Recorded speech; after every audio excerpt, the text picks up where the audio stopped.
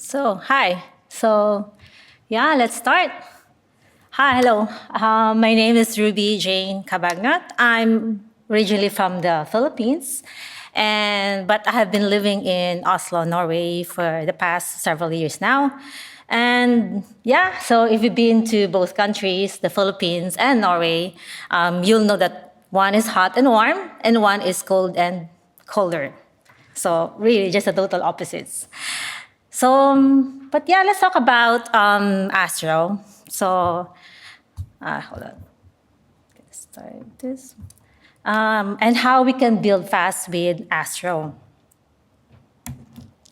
It is true that there's a lot of front-end frameworks nowadays, and in my opinion, it is quite an exciting time for us web developers to nowadays, because of these various tools that we can use that make our life easier. And that is why I'm such a fan of Astro. And I think because, in my opinion, it's one of the most exciting tools or frameworks that out there right now. The past couple of years, Astro has been gaining traction and generating buzz within the community.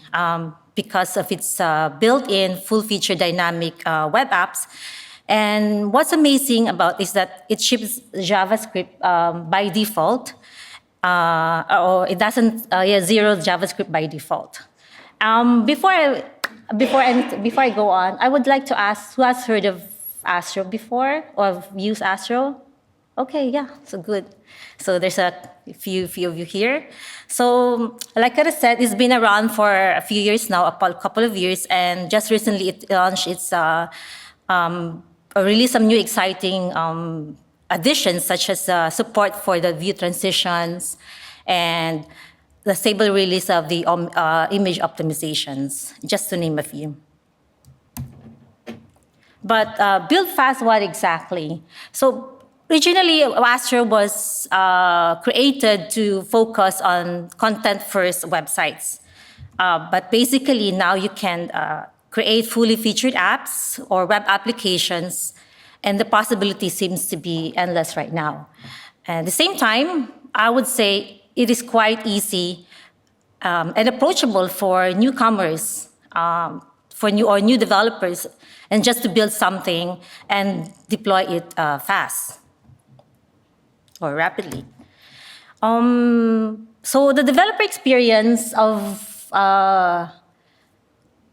using or adding your favorite UI library or existing, like for example, React, Vue, Svelte, is just wonderful with Astro. We just have few lines of code. For example, in your Astro project, you can just do npx Astro add, say React or Tailwind, and it works out of the box. So although I'm not quite sure why would you, like for example, add all of those UI library in just one project. But the point is, yes, you can do that. So you can use in Astro project all of this UI library. So, but why would you use Astro? So Astro's power, I would say, comes from what I would say in these two core features, that it ships JavaScript zero JavaScript by default, and it is just HTML and CSS. But if you need interactivity in your application, so you want it to be dynamic, Astro will let you do so easily. And the second thing is that it's this island architecture, so which is really an interesting way to solve your performance bottlenecks, and which is really, I would say, the issue in the modern frameworks out there right now. So, but before we go forward, I want to say, let's back up a little bit, okay? So this is a typical website that we see. So as you can see, most of the things are broken down into components, which is typically how developers work nowadays, right? And some of these components are interactive, and most of them are really static.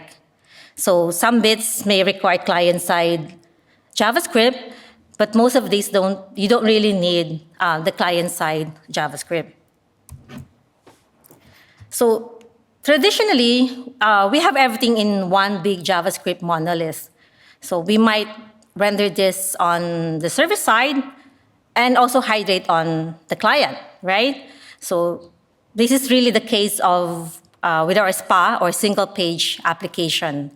So, and it became almost this is a case, almost a de facto or how we do things. And for a lot of reasons, and because of the developer experience is good, and also the code is isomorphic, and because they're also writing things once, but really, if you look under the hood, you know that it's running into places, and it is also typically you end up with hundreds, let's say 100 kilobytes of JavaScript, some of which runs on the server, and some on the client.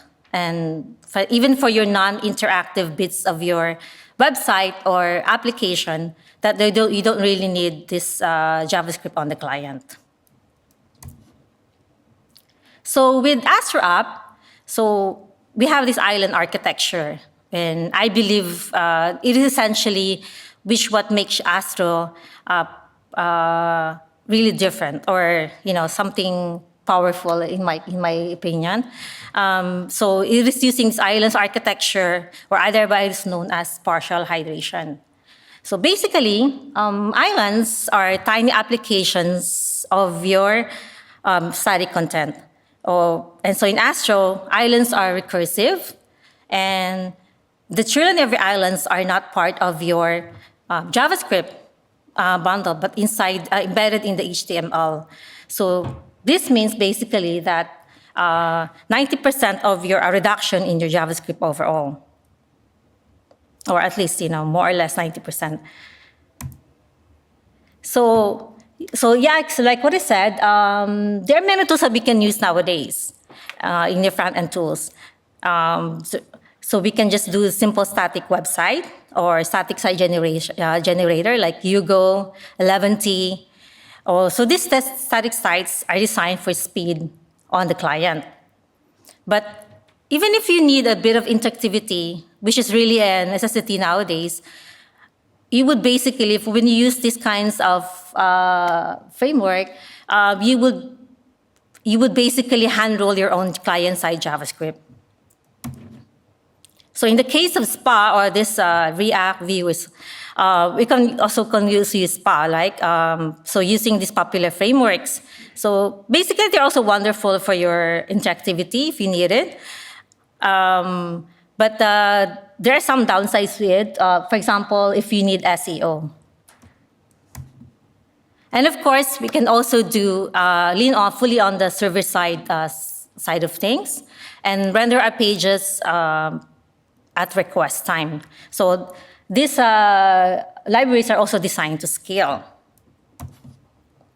Now with Astro.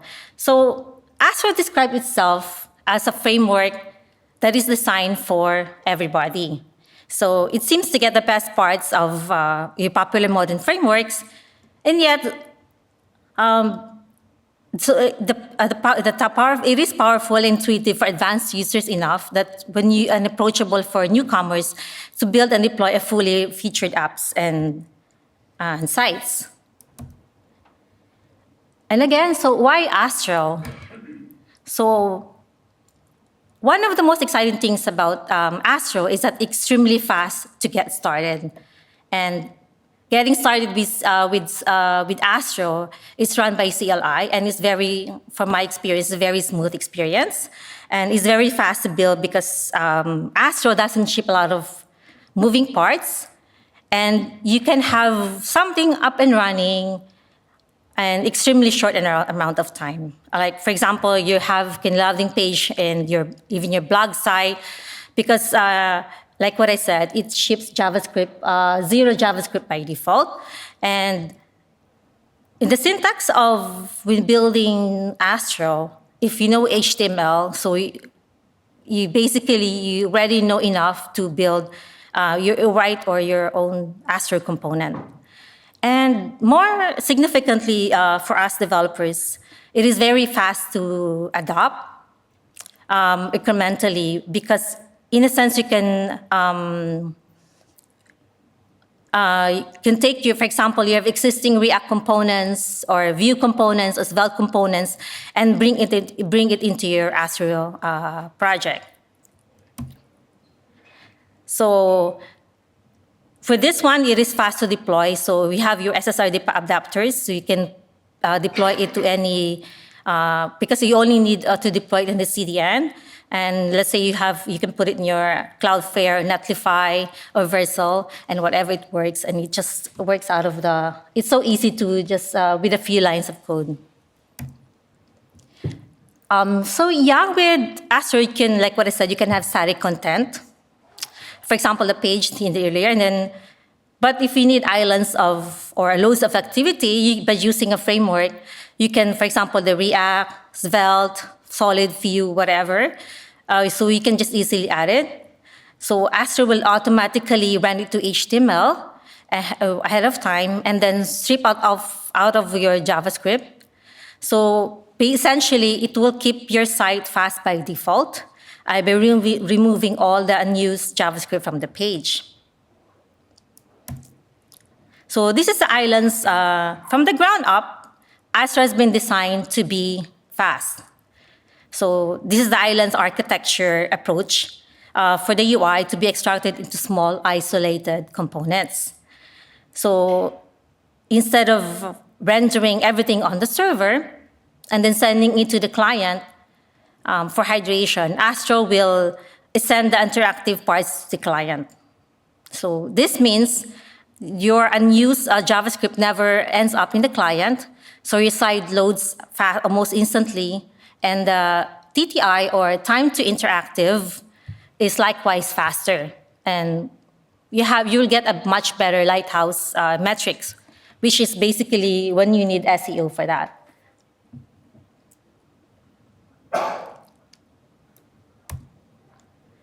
So how is Astro doing the island architecture? They're using the hydration directives. So this is done through this code, which is actually doing the lazy loading of your components. So which is the core feature of Astro. And this is the three most important or popular hydration directives that you can use. For example, the client load. So this is a high priority. It can load ASAP or ASP. And then you have the client idle. So that's like medium priority. It preloads when ready. And then the client visible is low priority. It only loads when it is visible on the screen. So yeah. And again, Astro essentially is designed for content. So Astro supports pages in HTML, markdown MDX. So Astro will also it's a file system routing, similar to Next.js. And it gets a built-in fetch support to call any CMS or an endpoint using a familiar web API.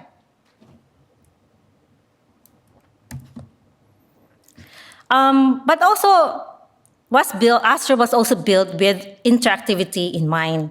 So it is also designed for interactivity. So, and also Astro is framework agnostic. So it can, like what I said, it can easily integrate with any tools or UI library that you want. So for example, those kinds of React, Solid, like I said. And also, Astro is not just a static site generator. So it is likewise designed to scale. So you can go from static sites that are rendered at build time and switch into server mode where you're rendering on request. So you can quickly deploy your favorite host with just the command Astro add. So here in the index.astro, which is the entry point of our application. We have, for example, here we have imported the Pokemon list, that Astro, which is an Astro file. And then here we can see the two, I hope it's clear, yeah. And this is a solid component. So this is just a, and here we put a client directive, the client load.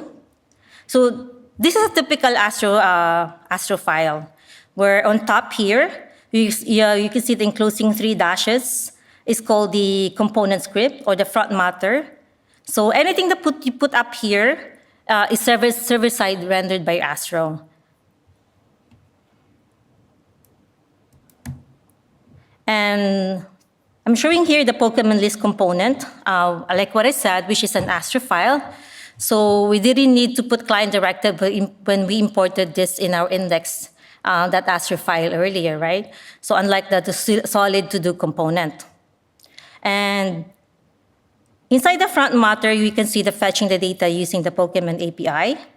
So basically, we can define our JavaScript variables inside of the front matter, where, like what I said, the 3 dashes at the top, between the 2 components of the Astro component. And then inject these variables into components HTML template using the JSS-like expressions.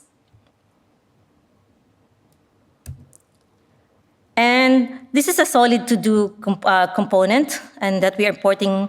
Here we're importing create signal from the solid, and we have an input field and just the add button here. Just input field, and then just the add to-do button. And then the index at Astro, we imported this component to do, and then the client directive, the client idle that we saw earlier. And yeah, if you look at the app, we have here the list of the Pokemon. Here's the Pokemon list, and of course the to-do component, featured input field and the add button. So let's say we add here that there's a to-do button. And then we add here.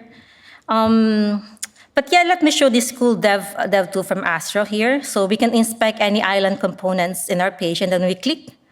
We can directly go to that particular component, which in this case, our to-do component.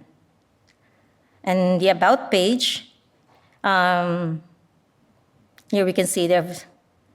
Let's go back to here, if you look at the About page, so here in this page, everything is static. So here you can see no islands detected. So we can spec any island components in our page. When we click, we can directly, so there's no interactivity were detected.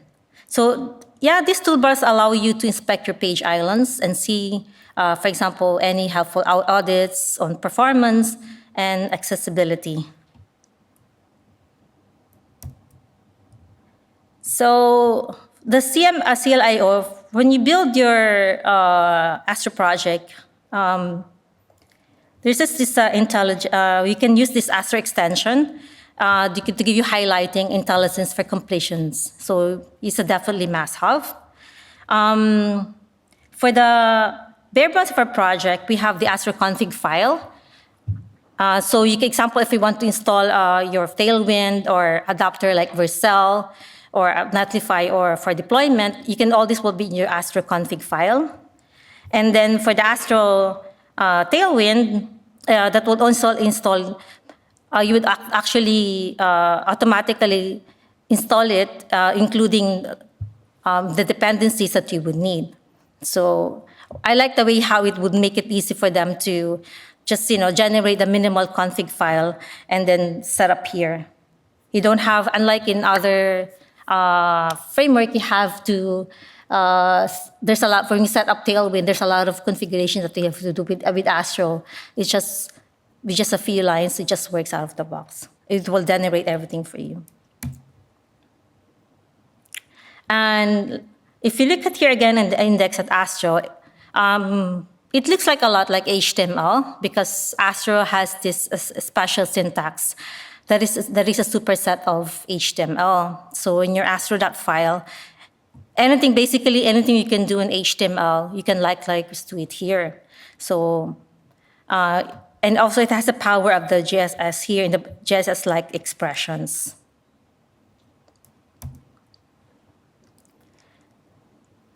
And we have our pages folder here. So like what I said, Astro has a file-based routing, just like Next.js or your Nox or Gatsby. So everything that we put under these pages folder would automatically be created as a page route. So which is pretty neat actually. So any Astro component or React or Solid or Vue that you can put it here in pages and automatically be created as a page. So Astro syntax. So one of the best things about Astro is that we can already build something useful and powerful without having to do or touch client-side JavaScript, and how easy it is to work with data and pipe it to some markup with styles and so the Astro font matter. So in the Astro font matter, our component script is where you can put your business logic. So you can also your data access. So data can be anything, like your data content collections, your data from coming from your database, and API, markdown files, etc. And the output will be SPA or static HTML, CSS, and or SSR. So view transitions. So view transitions is almost, I would say, fresh out of the box. It came out actually a couple of months back, in Astro 3 point something. But now it's actually, Astro now is now for Astro 4.0. But what's amazing about this Astro is view transition. It supports opt-in, per page, and view transition with just a few lines of code. So I showed you earlier that website, the app. So in this case, take notice of the almost jarring look of the page when we navigate from page to page, right? But when we add the view transitions, for example, just doing so like this, the component, I added, and then let's go back to the app and then see how we navigate with this. You see in the elements, take a look at the right side, and then click up here to navigate from page to page. So the view transitions, it's smoother now when you navigate from page to page. So basically, view transitions update your page content without the browser's normal UI, without the browser's full page navigation refresh. And it provides you basically seamless animations between pages when you navigate.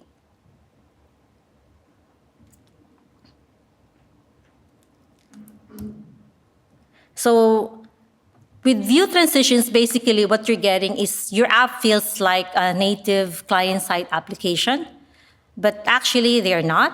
So it's all server-side HTML, server-side rendered HTML. So with Astro, this is coming from the Astro 3.0, and the new view transitions API. So what's good about this is that the implementation is really quite simple. So you can just import, you saw earlier, the view transition component, and let's just say you can put it in your base layout or main layout and just add it to the head of your HTML. You can also put it in your, for example, if in a spam mode, so import and add the transitions component to your common head or shared layout component, like so. And you can also do it per page if you do. So you can opt into using view transitions on individual pages, so importing and adding this component or view transition component to every head on your desired page of your application.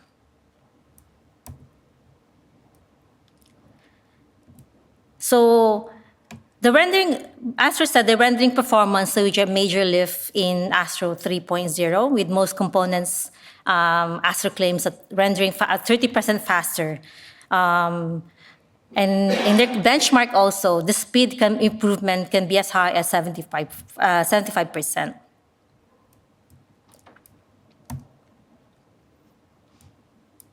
Now, let's go to image optimizations.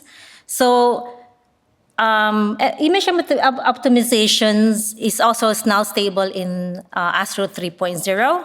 So it means that you can take your image that's more than, for example, 500 KB, and then Astro will automatically reduce it down to as low as 7 KB or kilobyte. So Astro gives us two things to accomplish this image optimization. So one is the image component that you can use in the body of your document, and so you can use, so it takes a lot of your HTML or image tag. And then the other one will be the get image functions. So you can also, but it gives it a lot of different attributes that you can use, but it also returns in a kind of server-side way. So either you can write it in the front matter or an Astro file or some JS or TS files. But in order for your Astro to optimize your image, you have to put your images or files in the source files. So anything that you put in the public, Astro won't touch or won't optimize. You have to put in the source. So this is important to note because, like what I said, Astro will not optimize your images when you put it in public. So you have to put it in the assets or source, under source. So just to show you, when I ran the run build, npm run build, and then you see how much Astro automatically optimized our images that was stored in the assets directory. So it didn't touch your images in the public directory. And you also notice by default, will also convert image into WebP here.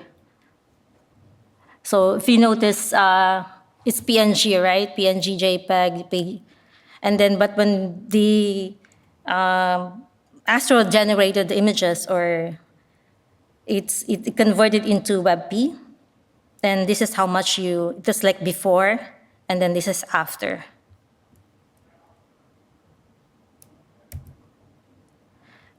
Now content collections. So actually, content collections are basically the best way to manage and author your content in any Astro project.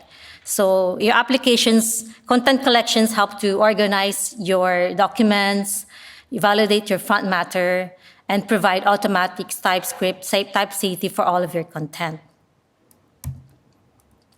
So you can put your Astro content collections in any top-level directory inside the reserved content project here. Such as, for example, if you want to put the source content newsletter or source content authors, bear in mind that only content collections are allowed inside the content directory. So this content directory cannot be used for anything else. So the content collections are actually nothing new. So, but what is quite awesome here is that when you get this set up, you get this ability to do get collections, and you just slip through them, and you have this content directory where we can define them. And then we have this, like what I said, the content collection will give you this type-safe markdown API using Zod. So basically, Zod is a schema declaration and validation library for your JavaScript and TypeScript. So it provides a simple and intuitive API to build your schemas, describe the shape of your contents of your data projects. So basically, Zod is particularly useful in, for example, you have scenarios when you need to validate your data, such as your user input and form data from the API.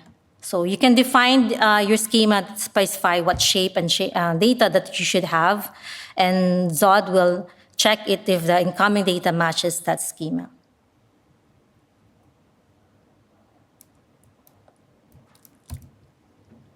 So why use content collections? So basically to validate your YAML front matter, and also to provide you automatic TypeScript safety for all of your content. So yeah, even if you don't write any TypeScript yourself, so it's just easy just to use that. Yeah, so Astro, a quick summary. So Astro is a front-end framework that focuses on performance, on only sending JavaScript for what is needed. It combines the best of the popular frameworks out there, like React, Vue, Svelte, Solid, and other whatever UI library you're thinking. So basically allowing existing developers coming from these different kinds of knowledge or skills to easily integrate into Astro, your Astro project. And also, Astro server renders HTML for SEO benefits and uses a component-based architecture for organized and reusable code. And it's also equipped with tools for data and content management, so enabling dynamic user experience. Yeah, so I guess I was fast. If you have any questions, just...